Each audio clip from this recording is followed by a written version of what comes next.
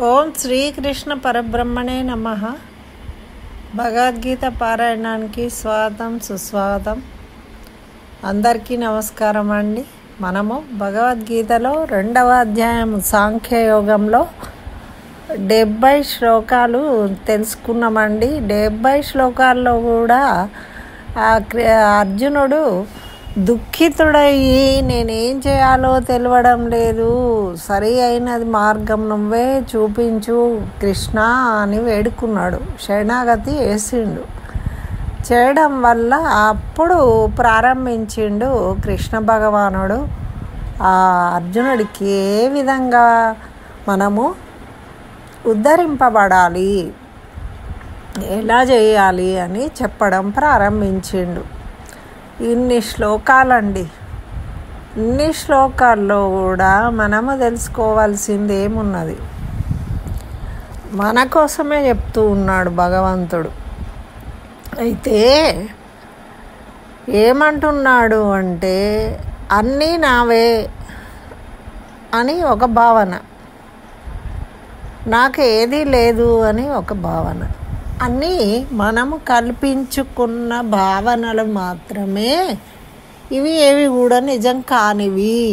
అసలు ఉన్నదాన్ని మనం వదిలిపెట్టేసి లేని వాటిని ఉన్నాయని భ్రమిస్తున్నాము అని చెప్తూ ఉన్నాడు భగవంతుడు.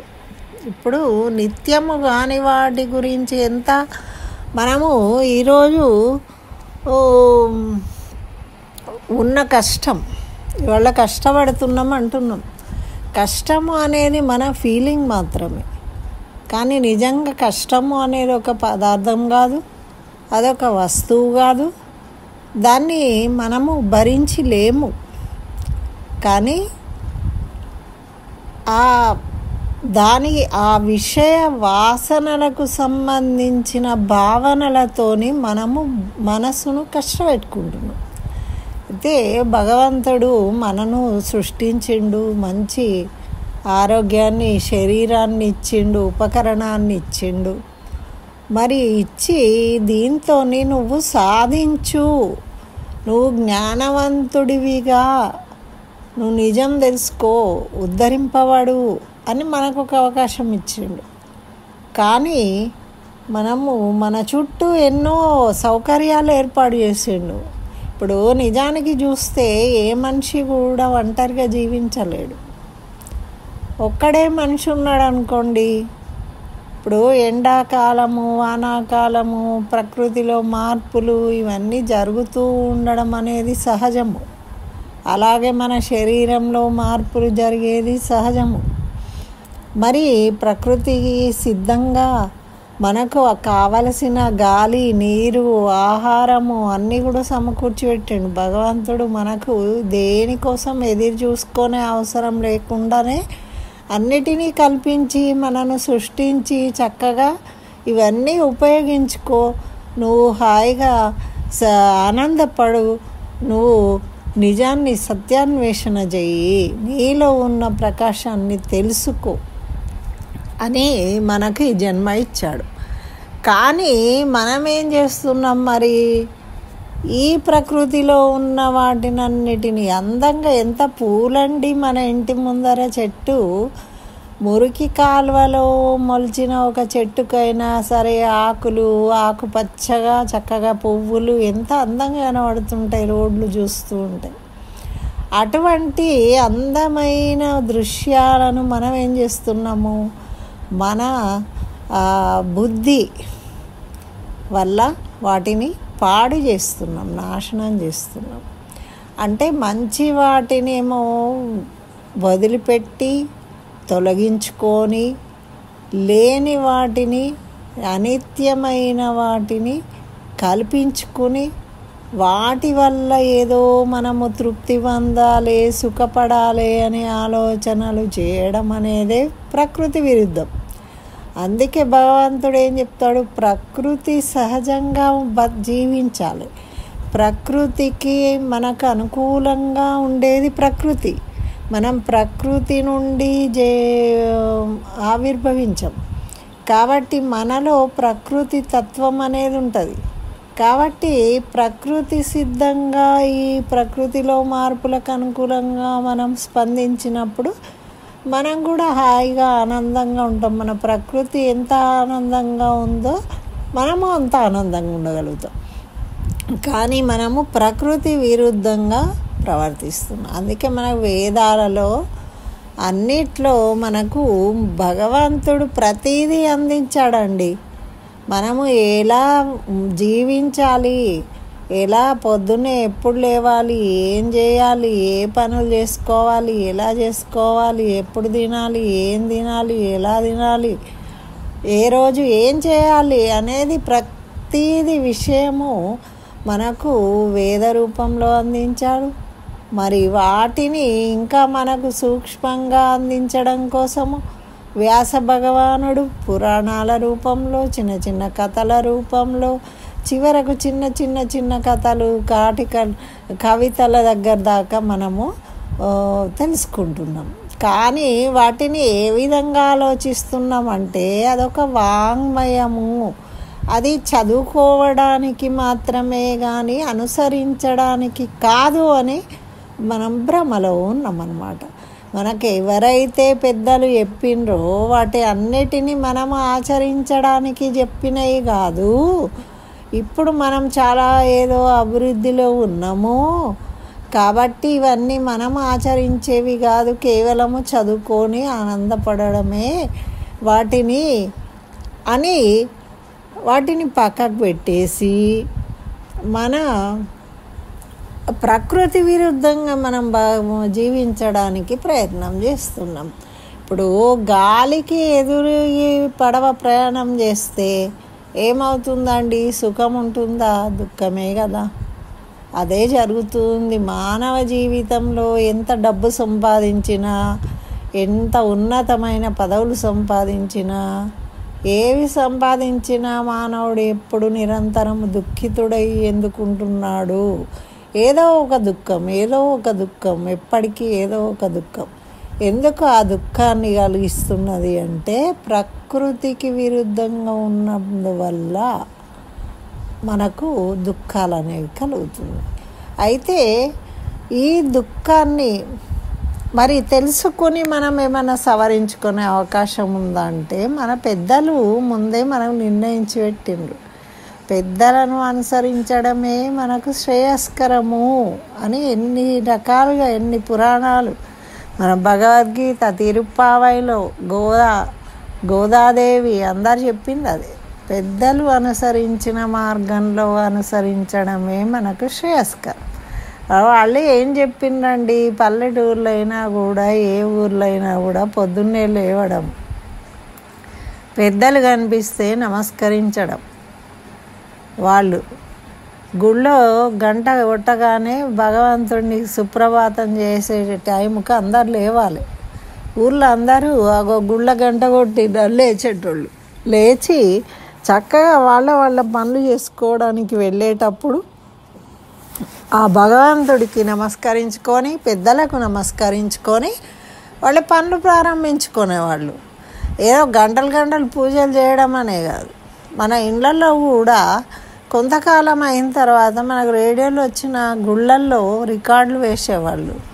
భక్తి పాటలు ఇప్పుడు ఎక్కడున్నాయండి? భక్తి పాటలు గుళ్ళల్లో వినాయకుళ్ళను పెట్టుకొని వినాయకుడి పూజ చేస్తున్నాం, నవరాత్రులు, దేవి నవరాత్రులు అన్నా కూడా తెలంగాణ పాటలు లేకుంటే ఇంకా డీజే డ్యాన్సులో పాటలు పెట్టుకుంటున్నారు. కానీ భక్తి పాటలు ఎక్కడున్నాయి? ఆ భక్తి పాటలైనా భక్తి కలిగే విధంగా ఉంటున్నాయా? ఉండట్లేదు. మరి అలాంటప్పుడు మనకు భావన కలగడానికి అవకాశమే లేదు. మనము పేరుకు వినాయకుడిని పెడుతున్నారు, కానీ వీళ్ళు ప్రకృతికి విరుద్ధంగా ఎంజాయ్ చేస్తున్నారు. మరి అట్లాంటప్పుడు ఎక్కడి నుంచి ఉంటుందండి? దేనివల్ల అయినా సుఖము, సంతోషము కలగాలి అంటే మనకు ఒక స్థిర చిత్తం ఉండాలి. మనం చేసింది ప్రకృతి సిద్ధంగా ఉండాలి. అప్పుడే మనము దాన్ని స్వీకరించగలుగుతాం. ప్రకృతికి సిద్ధమైన దాన్ని మనం స్వీకరించడం ఈజీ, కానీ ప్రకృతి విరుద్ధమైన దాన్ని మనం అలవాటు చేసుకోవాలంటే కష్టం. ఏదైనా కొత్త కదండి, అలవాటు కాలేదు అంటారు. అలా మనము ఉన్నదాన్ని వదులుకొని లేని వాటిని ఆపాదించుకొని దుఃఖపడుతూ ఉన్నాము. ఓ అర్జున, నువ్వు అనవసరంగా లేని ఊహించుకొని దుఃఖపడుతున్నావు. వీళ్ళందరూ కనబడుతున్నారు కానీ ఏదో ఒకరోజు పోయేటోళ్ళే వీళ్ళందరూ. ఎప్పుడో నువ్వు చంపకున్నా చచ్చిపోయేటోళ్ళే. మరి వీళ్ళని చూసి నువ్వు దుఃఖపడుతున్నావు అనవసరంగా. నువ్వు చేయాల్సిన ధర్మం నిర్వర్తిస్తలేవు, నువ్వు ఎందుకు వచ్చినావో అవన్నీ మర్చిపోయినావు అని తెలియజేస్తూ ఈ 70వ శ్లోకాన్ని 71వ శ్లోకము ఈరోజు మనము ఇది చదువుదామండి. విహాయ కామాన్యః సర్వాన్ పుమాశ్చరతి నిహ్య స్పృహా నిర్మమో నిరహంకారః స శాంతిమధిగచ్చతి. అంటే ఎవరికైతే నిరహంకారము, అహంకారం, మమకారాలు ఈ రెండే కదండి. ఇప్పుడు అర్జునుడు ఫస్ట్ ఏమో నేను వీళ్ళందరినీ చేసేస్తా, ఏది ఫేసులు చూస్తా నేను అని అహంకారంతో వచ్చేసిండు వాళ్ళను సంహరిస్తా అని. ఎవరు ఇట్లా ధర్మ వ్యతిరేకంగా చేసేవాళ్ళు, ఎవరు దుర్యోధనుడికి సపోర్ట్ చేసేవాళ్ళు, యుద్ధం చేసేవాళ్ళు, వాళ్ళ ఫేసులు చూస్తా, కృష్ణ నన్ను కాస్త తీసుకపో, ఈ సైన్యంలోకి మధ్యలో నిలబెట్టు అన్నాడు. వచ్చిన తర్వాత ఏమైపోయింది? అది మమకారము కలిగింది. మమకారం కలిగి అయ్యో నా తాత, నా మిత్రులు, నా బంధువులు, నా పుత్రులు, మేనమామలు, వీళ్ళని కదా నేను సంవరించాలి అని అప్పుడు మమకారం కలిగింది. అహంకారము, మమకారము. మరి ఎవరైతే అహంకారరహితంగా ఉంటారో, ఎవరి భావనలో నేను, నాది అనే మమకారం లేకుండా ఉంటారో వాళ్ళు ప్రశాంతంగా ఉంటారు. ఎప్పుడు అన్ని జీవులు ఏది చేసినా కూడా మంచి అనేది ఎవరు చేసినా మంచే కదండి. కానీ మనమేమనుకుంటాం, మనవాడు చేసిండే మంచి, మన పిల్లడు చేసిండే మంచి, వేరేటోళ్ళు చేస్తే అబ్బో వాడు అట్లాటోడు ఇట్లాటోడు. ఇప్పుడు ఒకరికి ఎవరో గెలిచిండ్రండి, ప్రైజ్ వచ్చింది, పక్కింటి పిల్లోడు అంటే అంతా తొండి చేసిండు వాళ్ళు అనుకని గెలిచిండ్రంటాం. మనోడికి చెప్తాం, ఇంకా వాడికి తెలియనోడికి కూడా అరే నువ్వు కూడా మంచిగా ఆడికి గెలవాలి అని చెప్పాము. అరే వాడు ఏదో టీచర్ అట్లా అన్నది అంటే వాడు పోయి గెలిచిండు, ఫస్ట్ వచ్చిండు, వాడికి ఫస్ట్ ప్రైజ్ వచ్చింది, ఏం కాదు అని చెప్పి మనం నెగటివ్ని పెట్టి సాటిస్ఫై చేయడానికి ప్రయత్నం చేస్తాం. కానీ అది దానివల్ల ఉపయోగం ఏంటి? అది నిలబడేదా? అది ప్రకృతికి విరుద్ధంగా మనం మాట్లాడుతూ ఉన్నాము అని మనకు తెలిసినా కూడా మనం అట్లాంటివే చేస్తూ ఉంటాం. ఇట్లాంటివి ఎన్నో ఉంటాయి మన ఇళ్ళల్లో చేసే పనులు, రోజు ఇవేనండి. పొద్దున్నే భక్తి పాట ఉండదు ఇంట్లో. పొద్దున్నే లేచి ఏం చేసేవాళ్ళు అంటే, ఇంతకుముందు రేడియోలు ఉండేవి ఇళ్ళల్లో, పొద్దున్నే భక్తి రంజన్తో ప్రారంభమయ్యేది, కాస్త భక్తి పాటలు వచ్చేవి. నమో వెంకటేశ నమో తిరుమలేశ అని ఇట్లా ఏదో భక్తి పాట వచ్చేది. రాగానే భక్తి పాట వింటూ హుషారుగా వీళ్ళు ఏదో వెంకటేశ వెంకటేశ అనుకుంటూ 4 సార్లు జపం చేసుకుంటూ, స్నానాలు చేస్తూ, మొహాలు కడుక్కుంటూ వాళ్ళ పనులు చేసుకునేవాళ్ళు, ఆ దేవుడికి దండం పెట్టుకునేవాళ్ళు. ఇప్పటికీ పల్లెటూళ్ళల్లో చిన్న పిల్లలు అండి తప్పకుండా వాళ్ళు స్నానం చేసి ఆ ఊళ్ళో ఉన్న హనుమంతుడి దేవాలయానికి వెళ్ళి నమస్కరించి పోతారు. నేను చాలా ఊర్లలో చూసిన. ఎందుకంటే వాళ్ళు స్నానం చేసి తప్పకుండా గుడికి వెళ్ళి నమస్కరించకుండా ఏ పని చేయరు. వాళ్ళు పొలం పనులు చేసి వచ్చి మధ్యాహ్నం 1 గంటకు స్నానం చేసినా కూడా ఆ టైంకు ఆ గుడికి వెళ్ళి గంట మోగించి 2 ప్రదక్షిణాలు చేసుకొని నమస్కరించుకొని ఇంటికి వెళ్ళి అప్పుడు అన్నం తింటారు. అంటే అట్లా మన సిస్టమ్ సాంప్రదాయం అనేది అట్లా ఏర్పడింది. దాన్ని మనం కాదు అని వేరే వాటి కోసం మేము పర్లాడుతున్నాం. మనం ఎంతసేపటికి కొత్త కొత్త ఆలోచనలు, ఫ్లైట్లు ఎక్కాలి, అది ఎక్కాలి, ఏది ఎక్కండి, ఏదన్నా ఎక్కండి, ఫ్లైట్లో వెళ్ళండి. ఇప్పుడు మా జిఆర్ స్వామి కూడా ఫ్లైట్లో వెళ్తాడు, మరి అమెరికా వెళ్తూ ఉన్నారు, అన్నీ చేస్తున్నారు కదా. మరి వారు భక్తి మార్గాన్ని వదిలిపెట్టుకోవట్లేదు కదా. భక్తితో చేయండి. మీరు ఏది చేసినా అది కైంకర్య రూపంగా చేసినప్పుడు అది ప్రసాదంగా మీకు దక్కుతుంది. కాబట్టి దాంట్లో మీకు 100% సంతృప్తి కలుగుతుంది అని మనకు పెద్దలు చెప్తూ ఉన్నారు. ఇక్కడ భగవంతుడు చెప్పేది అదే, అర్జున నీ అహంకారం మమకారాన్ని తొలగించుకుంటేనే నువ్వు సమత్వ భావం అనేది కలుగుతుంది, చిత్తశుద్ధి ఉంటుంది, నిశ్చలమైన మనసు ఉంటుంది. అప్పుడు నువ్వు దేన్నైనా తీసుకోగలుగుతావు. అది లేదు. ఇప్పుడు మనోడు గెలిస్తేనేమో చప్పట్లు కొట్టి చేసుడు, లేకుంటే ఎదుటోడు గెలిస్తే అది తప్పు రాంగు అనుడు. ఇప్పుడు అదే కదండి జరిగేది. రాహుల్ గాంధీ ఏమంటాడు, బీజేపీ వాళ్ళు ఏది చేసినా తప్పు అంటాడు. అంటే తప్పు అనడమే ఆయన జయం, అంతేగాని అది తప్పా ఒప్ప అనేది ఆయనకు తెలియదా? తెలుసు. ఒక దొంగకు నేను దొంగతనం చేస్తున్నా ఇది తప్పని తెలుసు, తెలిసినా చేస్తున్నాడు. అంటే ఇవేంటి? స్వయంకృతాపరాధాలు, తెలిసి చేసే తప్పులు. మరి మనం ఉన్న కర్మబంధాలు ఓడగొట్టుకోండి అంటే మనం ఏం చేస్తున్నాము? ఇక్కడ ఉన్నాయి లేనివన్నీ అంటించుకుని ఇంకా కర్మబంధాలను పెంచుకొని ఆ భారంతో చివరకు ఏమవుతుంది అంటే భగవంతుడు అందరికీ ఆయుష్ ఇస్తాడండి. ఆ ఆయుష్ అందరికీ ఇస్తాడు, ప్రతి జీవికి. అయితే దాన్ని నిలబెట్టుకునే బాధ్యత జీవి మీద ఉన్నది. జీవుడు ఉన్నాడు, మన లోపల జీవుడు ఉన్నాడు, దేవుడు ఉన్నాడు అని ఎప్పుడైతే మనం గ్రహిస్తామో మన శరీరాన్ని మనము కాపాడుకుంటాం. మన శరీరాన్ని చెప్పినట్టు వింటాం. మనలో ఉన్న భగవంతుడిని, మరి భగవంతుడు ఇప్పుడు మనకేమవుతుందట అంటే మనసు ఉంటుంది, బుద్ధి ఉంది. మనసు మంచి మాటలు చెప్తూ ఉంటుంది, ఆత్మచింతన కలిగినది కాబట్టి. అయితే మన బుద్ధి ఏం చేస్తుంది? దానికి వ్యతిరేక భావాలను, ఇవాళ రేపు ఏం చేస్తారు, ఇవన్నీ చేస్తారా అంటే మన పొద్దున్నే లేచి గుడికి వెళ్ళాలని ఉందండి, ఉంది. నేను వెళ్దాం అనుకుంటున్నా. ఇంతలో ఎవరో ఫ్రెండ్ కనబడతాడు. ఫ్రెండ్ కనబడంగానే అరే నువ్వు భక్తుడిరా అంటాడు. భక్తుడిరా అంటున్నాడు కాబట్టి నాకు సిగ్గు అనిపిస్తుంది. అట్లా నాకు దేవుడికి దండం పెట్టుకోవాలని ఉన్నప్పటికీ వాడు భక్తుడివి అంటాడు అనే ఉద్దేశంగా మనం దాన్ని పోకుండా చేసుకుంటున్నాం. అంటే ఇంట్లో ఇప్పుడు ఏముందండి, భక్తుడు అంటే తప్పేమున్నది అనుకున్నారనుకోండి. ఇప్పుడు నువ్వు చేసే పని,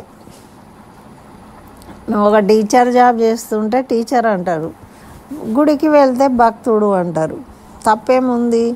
భక్తుడు అన్నా కూడా దాంట్లో తప్పేం లేదు కదా. నేను గుడికి వెళ్ళాను, భక్తుడు అంటున్నారు. అవును, నాకు భక్తి కలగాలి, ఇంకా మంచి భక్తి కలగాలి భగవంతుడే అందు అనుకుంటే తప్పేం లేదు. కానీ కొంతమంది ఏం చేస్తారు అంటే బొట్టు పెట్టుకోవడానికి కూడా సిగ్గుపడతారు.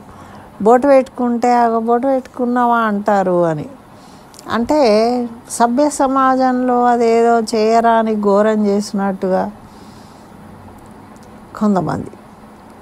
అంటే ప్రతిదానికి ఇవన్నీ కూడా మనం కల్పించుకున్నాయి. మనం బొట్టు పెట్టుకున్నా ఎవరికేం సంబంధం లేదండి, మనం దేవుడికి దండం పెట్టుకున్నా ఎవరికేం సంబంధం లేదు. అది మన పర్సనల్ విషయము. మనకి భగవంతుడు ఇచ్చిన ఈ శరీరాన్ని కృతజ్ఞత రూపంగా మనం ఒకసారి నమస్కరించుకుంటున్నాము. భగవంతుడు ఏదైతే చెప్పిండో, మనం పుట్టుకతోనే అందరూ కూడా చెడ్డవాళ్ళు ఉంటారా? ఉండరు. పెరుగుతూ చుట్టుపక్కల అందరినీ చూసి వాళ్ళు ఎంచుకునేది ఇక్కడ వివక్ష. చూసిండ్రా, వివేకం ఉండాలి. మనం ఏది నేర్చుకోవాలి, ఏది నేర్చుకోవద్దు. ఇప్పుడు చెడ్డవాళ్ళు మంచివాళ్ళు అనేది ప్రతి యుగంలో ఉన్నారు. ఇప్పుడు రావణాసుడు ఉన్నాడు, మరి చెడ్డతనం అనేది అప్పుడు కూడా ఉన్నది. రాక్షసులు అప్పుడు కూడా ఉన్నారు. త్రేతాయుగంలో కూడా రాక్షసులు ఉన్నారు కదా, చెడగొట్టేటోళ్ళు. కాబట్టి ఎప్పుడూ మంచి చెడులు ఉంటాయి. మనం మంచి తీసుకోవాలా, చెడు తీసుకోవాలా అనే నిర్ణయించుకునే దాన్ని బట్టి, మనం ఎన్నుకునే మార్గాన్ని బట్టి మనకు నిశ్చల స్థితి అనేది ఏర్పడుతుందన్నమాట. ఆ నిశ్చల స్థితిని కాపాడుకోవడం కోసము మనం నిరంతరము ఆధ్యాత్మికత వైపు అడుగులు వేసుకుంటూ వెళ్ళాలి. ఎందుకు అంటే దాన్ని వదులుకోకుండా ఉండాలి. నిరంతరం మనకు దాని భావన కలిగి ఉండాలి. అంటే మనం చేసే ప్రతి పనిని కూడా దైవ కార్యంగా భావించాలి. ఇప్పుడు నీకు చదవచ్చు, నలుగురు పిల్లలకు చదువు నేర్పిస్తావు, అది కూడా నువ్వు భగవంతుడి కైంకర్య రూపంగా పిల్లలకు.